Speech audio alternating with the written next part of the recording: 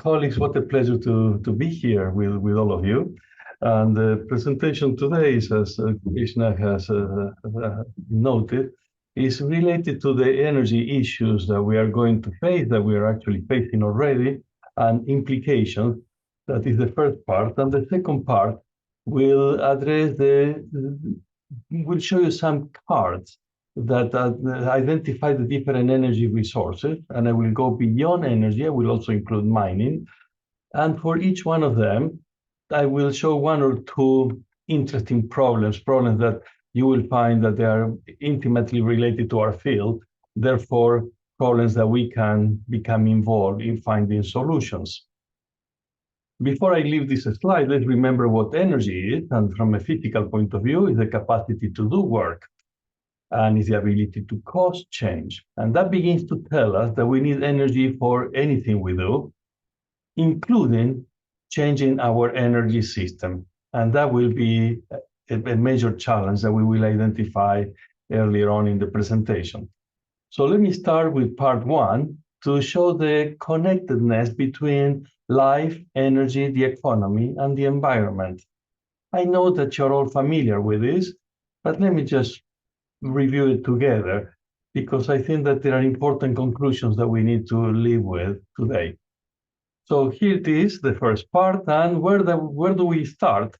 Well, there is a very strong correlation between all aspects of quality of life, the availability of clean water, life expectancy, infant mortality rate, mean years of schooling, and accessibility to electrical power, with power consumption per person.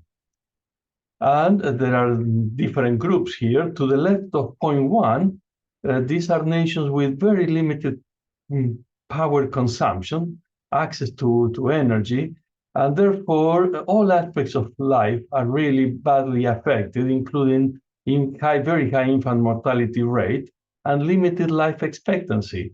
These are typically countries in Africa with life expectancies that seldom reach 50 or 60 years. On the other hand, we have the more developed countries and the countries that are also heavy in consumption. And just to put as a marker, here is 0.1 kilowatt per person. That is exactly a 100-watt light bulb.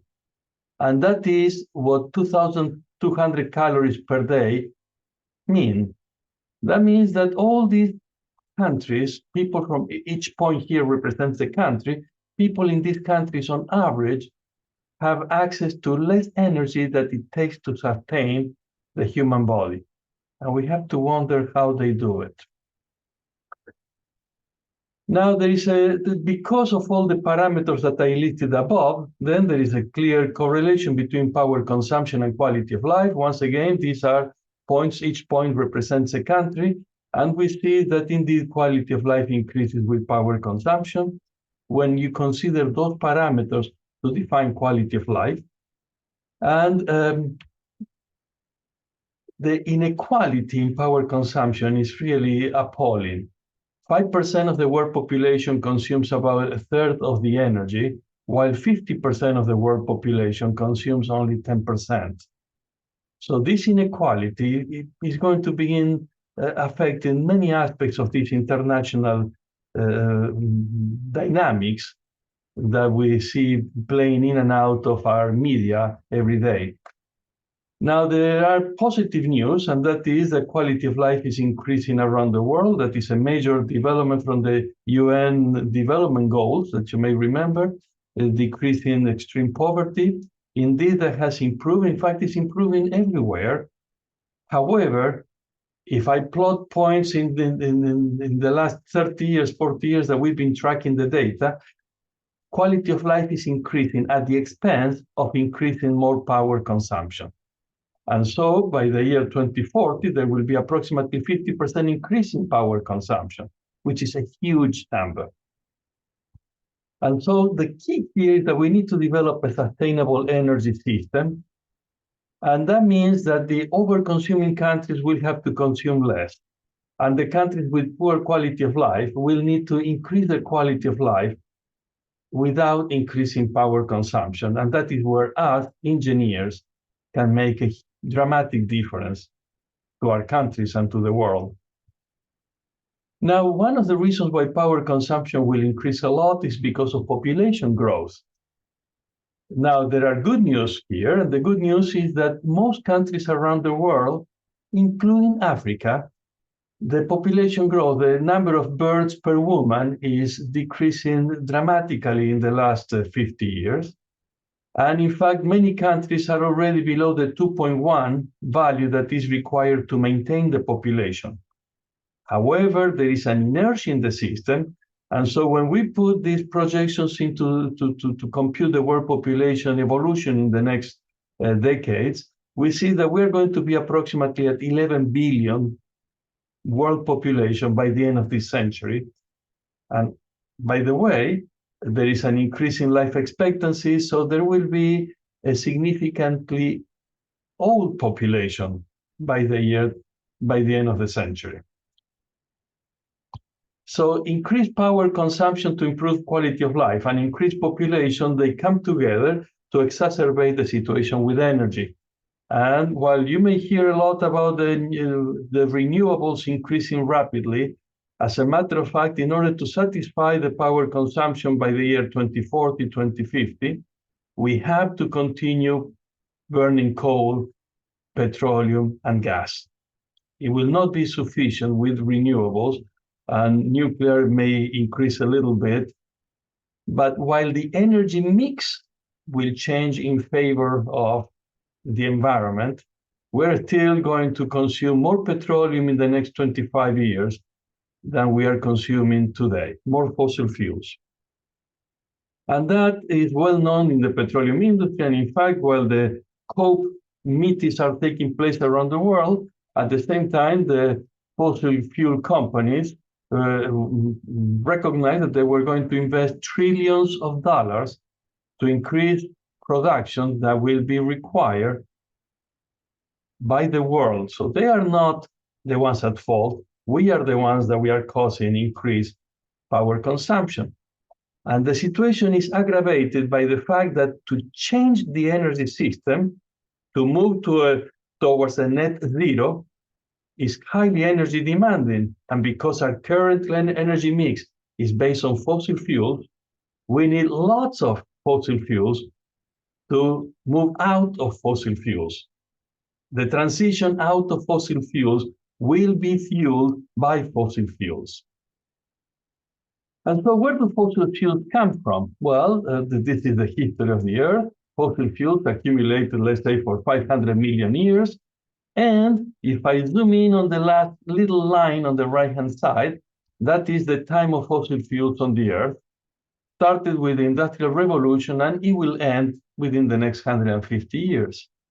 In fact, when I was in Saudi Arabia, I was telling my students that the Saudi Arabia of petroleum started with their grandparents and will end with their grandchildren. I mean, from a geological point of view, this is a blink, or even shorter than a blink of an eye. But the impact will be long-lasting. And why is that? Well, let me give you a number. For every gallon of gasoline, we release 20 pounds of CO2. Or for every liter of gasoline, we release 3 kilograms, rounded numbers, of CO2 to the atmosphere. And all that is accumulating in the very thin shell, which is the atmosphere. Is less than 10 kilometers thick. 80% of the atmosphere is just within 10 kilometers. But that very thin layer is the one that governs the thermal balance of the Earth. And that is where the problem comes. And by the way, let's take a look at all the aspects of civil engineering that have a huge impact. Transportation is responsible for most of the petroleum consumption. Concrete, the making of Portland cement concrete uses lots of fossil fuels, and in addition, release CO2 from splitting calcium carbonate. For heat and cooling, which is in our buildings, we are civil engineers responsible for that. There is a huge piece of the pie. And then the bottleneck for the energy transition is not energy, it's actually mining. And mining is highly inefficient. So, and it's also essentially geotech. So we'll come back to that towards the end of the presentation. Now, because of all the CO2 in the atmosphere, climate change is coming up, and what the IPCC is telling us that now there is higher certainty that this is going to happen, and the certainty of occurrence is also the certainty of extremes, and with low likelihood outcomes, but some dramatic one, like for example, reversing the ocean circulation. This would be truly dramatic. And imagine what will happen to coastal cities, and then how are we going to protect coastal cities with a sea level rise that will exceed 1 meter by the end of the century, and a very significant percentage of the population, not only in the US, but worldwide. Imagine Indonesia being dramatically affected by these changes that are coming up and that are essentially of civil engineering implications. Before I leave this introductory section, let me say that the link between the economy, energy, and climate emissions. Right now, the size of the economy is about $80 trillion. We consume 160 tera kilowatt hours, and we release 40 tera kilograms of CO2. I use this tera, you may have used tons in other presentations, but I use the tera here because I'm going to divide by 80 tera. So then it's $1 is equivalent to 2 kilowatt hours, equivalent to half a kilogram of CO2. Folks, this equivalency applies to national economies, applies to every time you put oil, the gasoline in your car. This is so with plus or minus 50%, is so stable. If you ever doubt what is the implication of one of your choices on climate, keep in mind that for every dollar that you're going to spend in a cheap shirt or in an expensive shirt or flying or has a direct implication on the climate, because for every dollar across the economy, you will be emitting half a kilogram of CO2.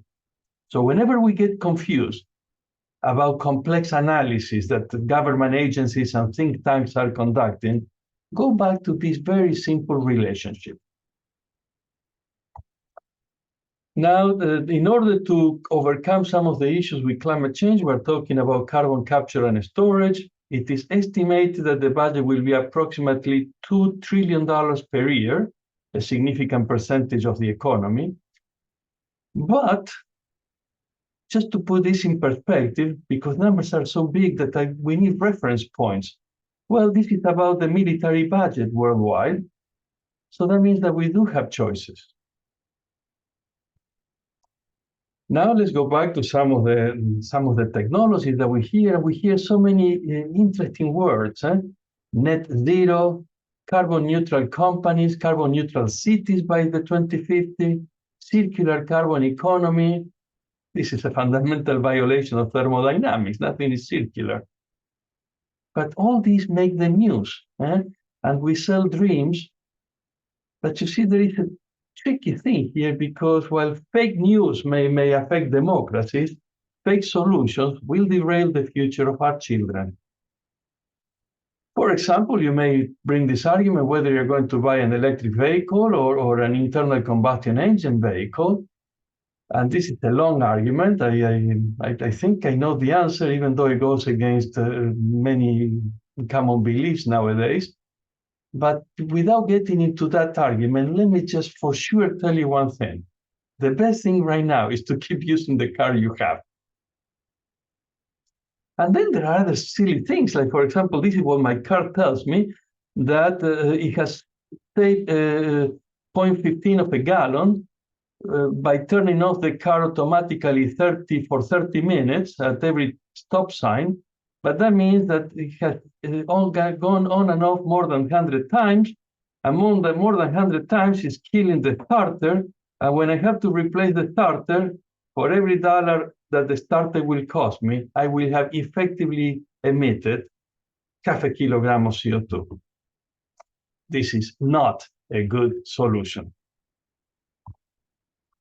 Now, I want to leave this section leaving really something that really works, and those are trees. And trees is a solar fuel method to capture CO2. This is amazing. We keep counting on the energy from the sun. Just to give you an idea, it takes approximately, a tree can capture, a mature tree, almost 40 kilograms of CO2 per year. It's amazing. That means that if you spend $2,000 flying or buying a new car or whatever for $2,000, you're going to remember the equation, you're going to emit 1 ton of CO2, and you better count on 25 trees for 1 year to compensate for that. For the amount of CO2 that we are emitting to the atmosphere, 40 tera kilograms, it will require 1 tera trees. That means 10 to the 12 trees. Interestingly enough, President Trump produced an executive order to plant 1 trillion trees. It was right on the mark. However, if you look at the tree density, that will require more than 1.3 times the whole surface of the USA. So that will not be possible in the USA, but it's something that we should commit worldwide. The story gets more complex, but we leave it at that. Trees are indeed, of all the possible things that I can think of, trees are indeed a wonderful solution.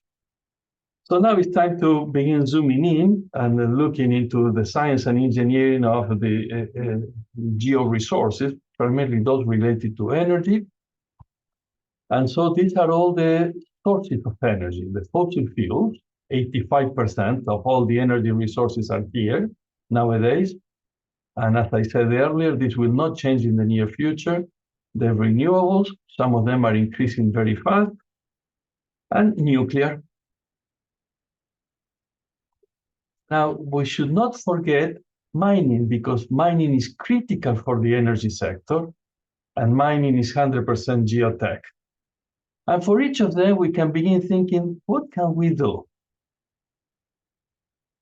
And this is a very long presentation, so I'll be happy to send you extensive compilations. Please, like Krishna suggested, part of this is to develop collaborations, and I'll be so happy to interact with each and every one of you. Send me emails, I'll send you the presentations, etc., as a starting point, and related publications. So we're going to go one by one. I'm going to just highlight 2 or 3 points. For each of them, we have the origin. This is all, by the way, all the fossil fuels is solar energy that got trapped by organic matter, that got trapped and eventually became coal, oil, and gas. So it's really coal, oil, and gas is a huge battery storage of solar energy. It took 500 million years pretty much to accumulate. And when we see how much oil we have clearly more than 50 years at the current rates of consumption. And what are some of the interesting problems from the geotechnical engineers? If you want to get into the sector, everything we have developed in the unsaturated soil plays a critical role in oil, with few complications. And by the way, we are not so concerned about Bishop effective stress. The reservoir is deep. This will not affect. It's more about the percolating oil and water path and the relative permeability for recovery. And then what happens with the hysteresis in the contact angle if nanoparticles get onto the surface and the surface works more like as a shell than a Laplacian surface? Really, for those of you working in unsaturated soils, these are wonderful opportunities. And we can also, now with all the bioactivities in soils, we can also put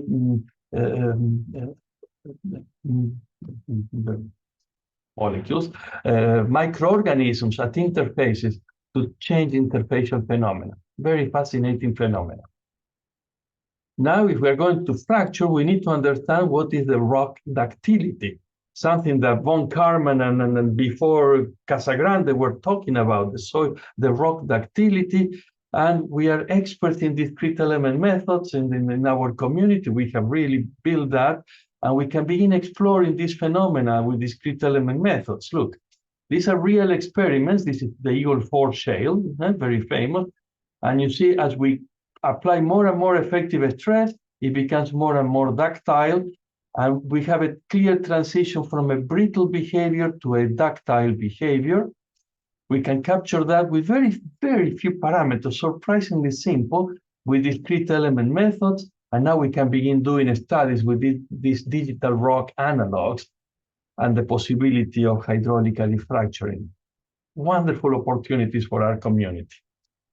What about gas? Gas is the main revolution that took place at the end of the previous century, beginning of this century. And there is enough gas in the world to exceed more than 60 years of reserve at current consumption. And you can look at the energy density of gas and then be careful whether you see the numbers in terms of kilograms or in terms of cubic meter. It's pretty difficult to compress it to have high energy density because gas molecules don't like to be close to each other. But gas is a better alternative than oil and much better than coal because of the associated carbon emissions. And so a few things about gas. Look, this is the southern part of Texas, and this is where the Eagle Ford Shale is. And there were 240 wells at the beginning of the 2010. 6 years later, there were 18,000 wells. Folks, this has created such a revolution in the energy system in the US. We weren't sure whether we were going to create stations to receive LNG in LA, for example. That was a discussion in the 90s. And then we were discussing whether we were going to use those facilities to export gas. It completely changed the picture, but that is a picture that is not going to last that long. But how can we improve the recovery of the gas? Because we're trying to get methane from nanopores in shales. Think of shales as highly, highly compacted, clays and carbonates and silicates put together, but then pores are nanoscale. How can we get those molecules out? Well, we need to break that shale quite extensively. And even though we've been doing fracking, we don't fully understand how it works. And so let me give you an example of how it works. Look at this brick wall, and Liscano is listed here. I have to give credit to Roshanka for her work here. And so take a look at the dilational distortion. You don't not only produce these fractures, but you distort the whole pre-structured medium, the shales form and the facility of shales. And now we can study that in a very large scale through triaction. The specimen is 0.5 meter by 0.5 meter by 0.5 meter, and then we inject silicon, and we disassemble it very carefully, and now we can see the imprint that the silicon left behind. This is not the penny-shaped fractures that we have envisioned from linear elastic fracture mechanics. This medium is quite complex. And we need this dilational distortion to be able to recover the gas from the far field. Once again, discrete element methods, UDEC, wonderful opportunities for us to contribute. Coal has become a bad word, but when Germany decided to shut down all the nuclear power plants, guess what? And with the problems with Russia, etc., we are burning more coal than in the 90s, and so this is not, coal is not out of the picture, folks. We may want to see coal combustion plateauing, but we may have to do worse than that. One of the problems with coal that I'm going to address is that not only the CO2, but also the fly ash, and in the US and in India, beautiful work on fly ash, there are very large accumulations, and some of them have been quite unstable. And you may remember the failure of the Kingston plant in the Tennessee Valley Authority here on this now 15 years ago. It was quite a terrible environmental disaster. Now, fly ash, let me remind you, are these little shells. They're called Cenospheres, and you have to wonder, how does nature make these like Christmas tree balls with board balls inside and then hollow, and it all depends on the mineral components and the temperature at which you cook it, but this is what comes out and freezes. and we capture before it goes into the atmosphere, and then we put it in large ponds.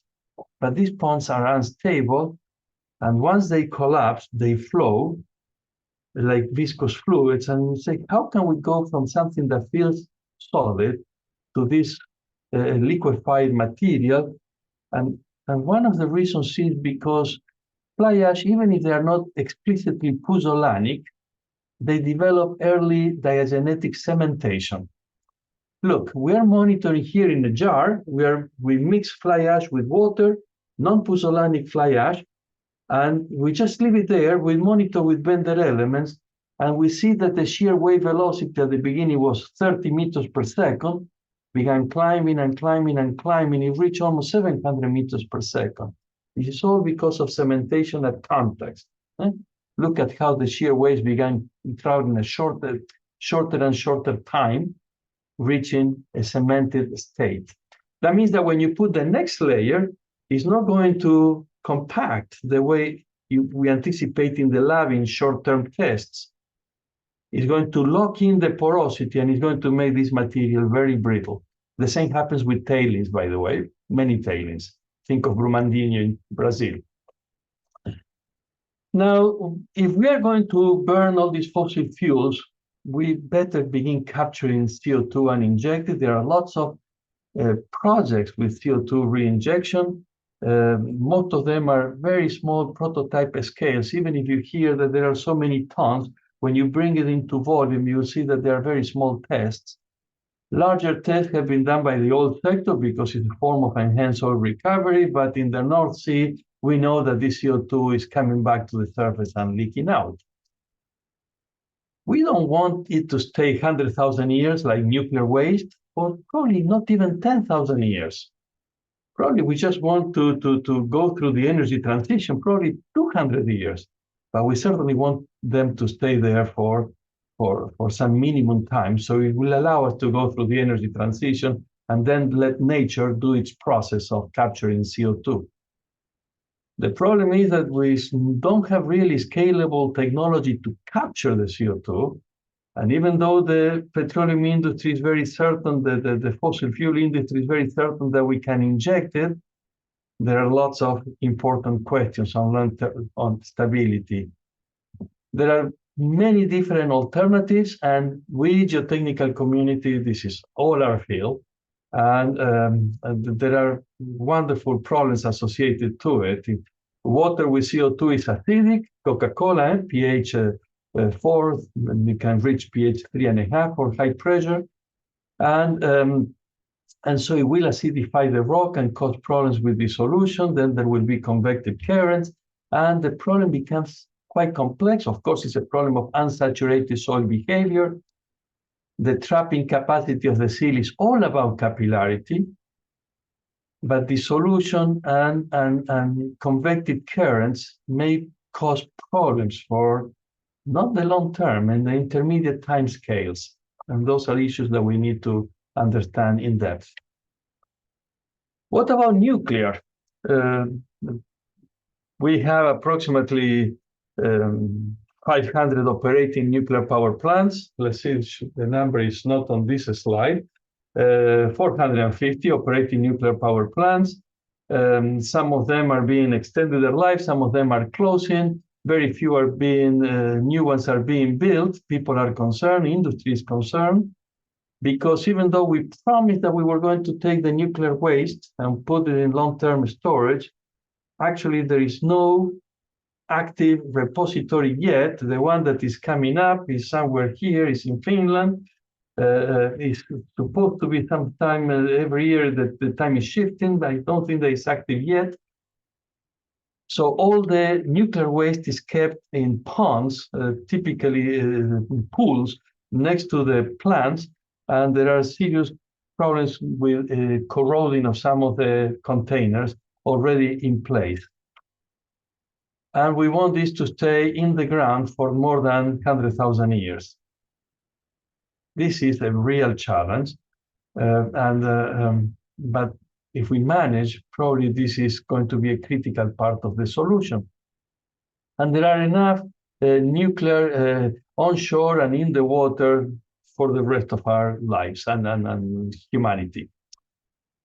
But we go back to geotechnical engineering, and it's all the coupled processes. There are several communities from our colleagues around the world that have been deeply involved with this, the group in Barcelona, the group at EPFL, and various groups around the world, deeply involved in the nuclear waste storage.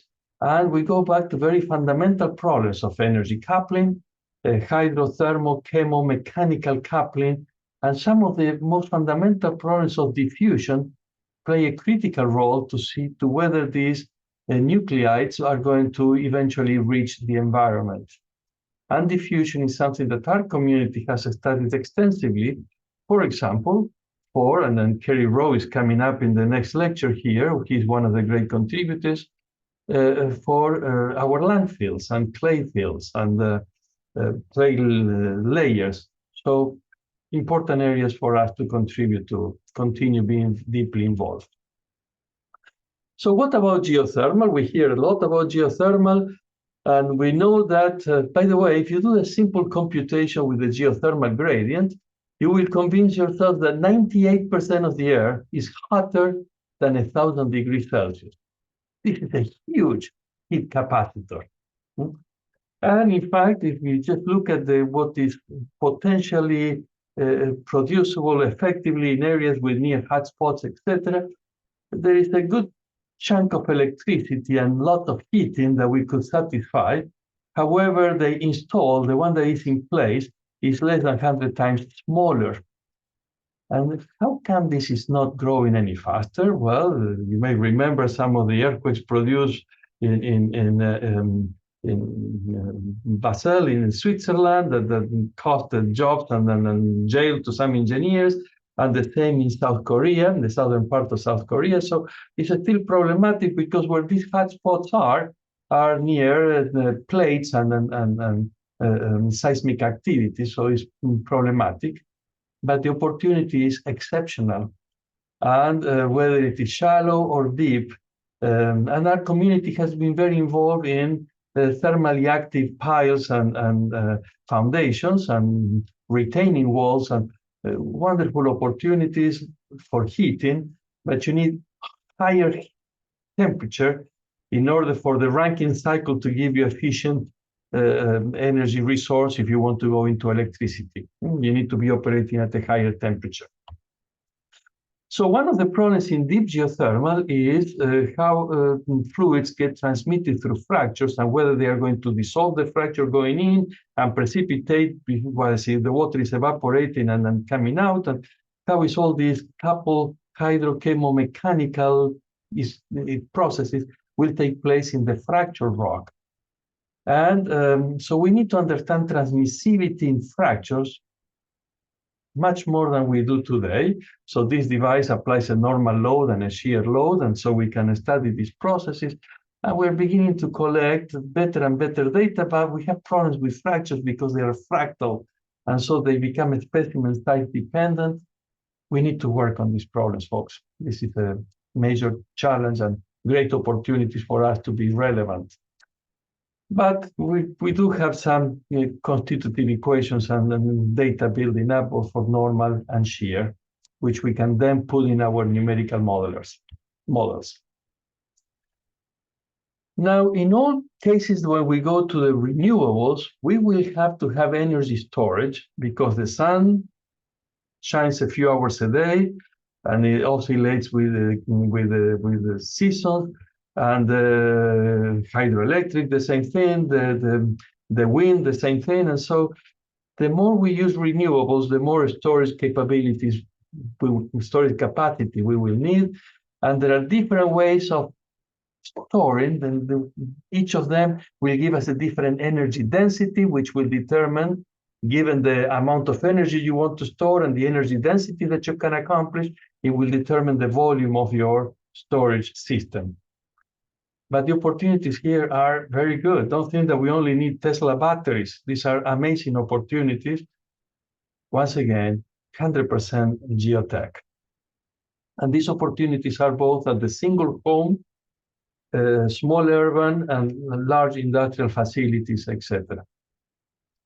But in all this energy storage, one of the things that we're going to face a lot is that there will be several cycles. I mean, huge number of cycles for the foundation of a wind turbine. There will be millions of cycles. But even for compressed air energy storage of thermal systems, we will have daily and seasonal cycles, which will be quite pronounced. Do we really know how our geomaterials are going to respond to cycles? And actually, we don't. Look, this is a sand, and you say, well, once I unload the sand, it becomes quite elastic. But no, these are 10,000 cycles in an odometer, and it keeps getting denser and denser and denser. And even a relatively dense sand also will show some contraction. Look at the relative density, in this case, 86%. And this is K naught. And if we put this in a triaxial, now, not only that the volumetric will go to some asymptotic value, which is not critical state. Critical state is for monotonic loading only. But also the shear strain will continue accumulating, and sometimes it will arrest, called shakedown, or sometimes will continue shearing forever, even if the volume doesn't change anymore. And that is called ratcheting. And do we know these two asymptotic states for different conditions? And do we know at what level of a strain accumulation will stop? Let me give you a hint. It's not the elastic threshold strain from Busetti, Chandobri, or Ishihara. Those concepts from liquefaction do not apply anymore. And we don't have constitutive models. So we don't have constitutive models. We don't have good simulators. We don't have proper laboratory protocols. Repetitive loading is a critical part for the energy storage sector, and that is us. I don't want to leave without highlighting once again the importance of mining for the energy transition. It's critical. And that brings both onshore and offshore mining, and what do we do with the tailings and the stability of mines. And I think that there is a critical and a very important role for our community also to not to use energy by conserving and becoming more efficient. So the last couple of slides will address these issues. Mining, if we really want to go for net zero, copper is critical for the grid. The electric grid is non-existing in many countries, for example, across Africa, and the one that we have wonderful grid in the US is in very bad shape, and it will have to be repaired and enhanced to accommodate the new demands. Then we need lithium and nickel for batteries and rare earth elements for the permanent magnets in magnets in wind turbines, particularly for the offshore. And all this will require huge increase in the next 20 years. And it takes 20 or 30 years to just discover and open a mine. You know how difficult the environmental issues are becoming related to mining. And so just from a mining point of view, given that these are the bottleneck of the energy transition, I can conclude that net zero by 2050 is impossible, just because of mining alone. And talking about conservation, every time we crush materials, and we need to crush them in order to enhance the recovery, only 1%, 2% of the energy that we consume goes into creating new surfaces. The rest is pretty much wasted energy, and we have huge opportunities for how can we improve efficiency in crushes, for example, and in mining operations, in tunneling operations. And look, these are studies that we were doing a long time ago, Nicolás Espinosa, and we noticed that ants were so efficient at digging tunnels, and of course this is time-lapse photography, they don't do it that fast, but what is important is that if you measure the energy consumption, they are 10,000 times more effective than our tunnel boring machines. Conservation, efficiency, mining become critical. So closing thoughts. We have heard a lot in the media. Please read the news every day and now begin identifying the fact that energy runs through it. From political issues worldwide to massive migration currents, geopolitics, both internationally and international, are critical. Take a look at the national plans. Are we really imagining and creating the post-fossil fuel infrastructure that we need? It's great that we have these plans to put workers to work, but let's not miss the chance to do it, not to do more of the infrastructure that we did in the 20th century, because the technical and economical challenges were completely different. Context was completely different than the one that we are facing today and that we'll be facing in the next 50 years. So as I said earlier, energy challenge is a theta challenge. Everywhere we look at it, there is a 10 to the 12 involved. Be careful with some words because they are fake. They're very misleading. If you're ever confused, go back to this fundamental relationship. Across the world, we need to reduce inequality, and within our nations as well. For developed nations, we have to work very hard to reduce in overconsumption and also to help developing nations with leapfrog technology that will increase quality of life without increasing power consumption. The budgets that we will need are huge, but some of our expenditures right now are also huge. And one thing I notice is that the limiting factor is not technology, folks. Concepts are out there. It's leadership and our involvement in decision-making at all levels. Now, for us individually in our geotechnical labs and practices, we have to realize that getting into this sector more involved and more active, it's going to push our boundaries. We are not going to be working with the 100 PSI triaxial frames and control panels. We're going to be working in 10 megapascals. And it's not going to be just hydromechanical. We have to see the hydrothermal, chemo, biomechanical. And it's not going to be one monotonic loading going to critical state. We're going to have thousands, if not millions, of cycles. So we're stretching our field, and we need to become involved in the energy sector to come up with solutions to the world. Of course, this has been the effort of a huge group and a wonderful group to whom I'm most grateful, and to Krishna for giving me once again the opportunity to spending time with all of you. Thank you. Thank you.